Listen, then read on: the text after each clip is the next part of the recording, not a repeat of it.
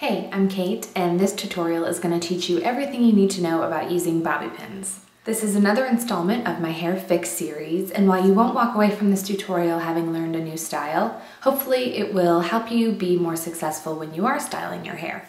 So regardless of your hair texture, I hope that you're able to learn something from this, and I'll be offering little tips for different hair types along the way as I go. First things first, the quality of bobby pin you use makes a huge difference. So there is a big difference between the bobby pins you can buy at a drugstore versus what you can get from your professional or what your professional uses.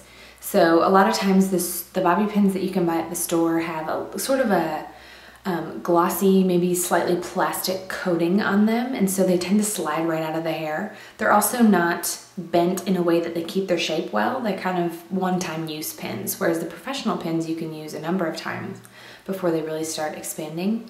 The professional pins also do not have sort of a coating on them, so it's just metal. They do have a little bit of plastic on the tip, so it won't snag your hair, but they hold hair much better and they're stronger. Like I mentioned, they won't bend open after just one use. If you can get your hands on some professional pins, that will be a game changer in using bobby pins. If you cannot, go ahead and spray your bobby pins with a little bit of hairspray and make sure you have plenty of texture in your hair prior to styling, and that will make up for the glossy finish of the cheaper pins, and it should lock against your hair a little bit better. Other than the quality of the pins, it is important to know which way to insert the bobby pin, and this is something that still drives me crazy whenever I see women walking around with their hair pinned up and all of their bobby pins are in upside down, because if you've never been told, you would never know, but this is my great effort to tell the world. The bobby pins go in ridge side down.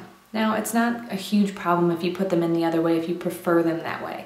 But not only does it look a little bit more polished just to have the smooth part on top, the ridge part is going to do a better job about grabbing against your hair and holding that pin in place.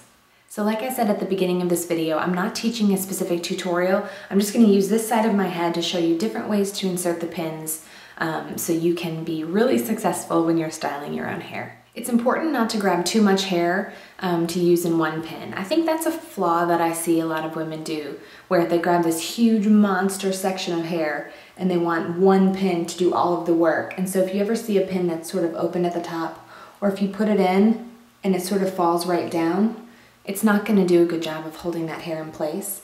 So if that tends to be your problem, grab half the section and then put your pin in. And if it holds it exactly where you put it, that's a good way to gauge that you have enough hair in the pin without putting too much. Let's say you have really thick hair and you want to pull one section of your hair back, but your pins always slide out every time you do it. Divide the front section of your hair and pull a back section back. Go ahead and insert your pin vertically, ridge side down, and then grab the front section and go right over top of it. So that way you're not making one pin do all of the work, and you're sort of reinforcing the hold by going over top. Another common problem is for people with fine hair. They don't like when they use bobby pins, you can see all of their scalp where they've parted their hair. So this is opposite of having the thick hair issue where you need a couple pins to do the work. With fine hair, let's say you want to pull one section back or you're working on the left side. Separate your hair just like I showed with the thick hair option, but give that back section a little bit of teasing right at the root, and that will give your fine hair something to grab onto. So the teasing, and then pull the hair right over top of it, stick that pin in, and that way you won't need to pull it back super tight, and the teasing is going to help lock it in place from the bottom, but you won't see any of the teasing on top. If you want to do a braid or twist on one side of your hair, there's a way to put a bobby pin in that won't look like you've just stuck a huge bobby pin right on top of your braid. So let me put a quick braid in and then I'll show you how to secure it in sort of a subtle, sleek way. Okay, so let's say you've got your hair braided. Go ahead and lay it on top of the rest of your hair. Figure out where you want to pin it and hold that section in place with your finger. Open up a pin, put it around the braid, and then push it into the braid. So one more time, you lay the braid exactly where you want it, and then you're going to put the pin directly into the braid instead of laying it perpendicular to the braid. That is the most secure way to utilize a bobby pin. It kind of looks a little bit more polished too, instead of having a huge bobby pin laying right here that's going to slide out. If you want to give your ponytail a little bit of a pop, there's a little trick for sticking a bobby pin underneath it to pop that ponytail right up. Open up your bobby pin, lift your ponytail up, stick the bobby pin directly into the center of your ponytail and push down until you hit your scalp. Give it a little bit of a stretch, and you'll have a much perkier ponytail. If you're working with a section of hair that you want to put either into an updo or in a half up style, let me show you where to insert the bobby pin based on where you're holding it with your fingers.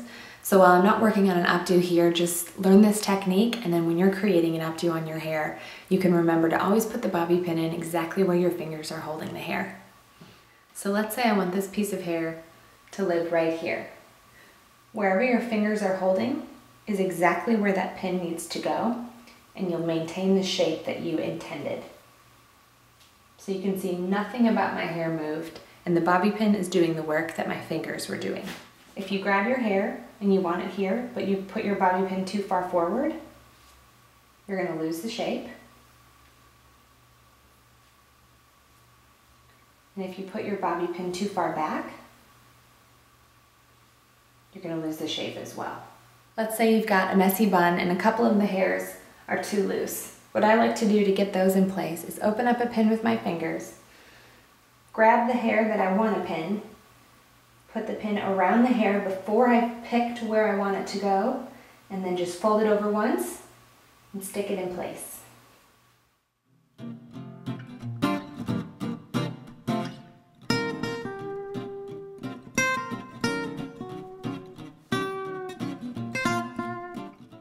So those are all the tips and tricks I'm going to cover today. I really do hope this was helpful for you to feel a little bit more confident using bobby pins, or perhaps you had an aha moment and you'll have a much easier time styling your hair.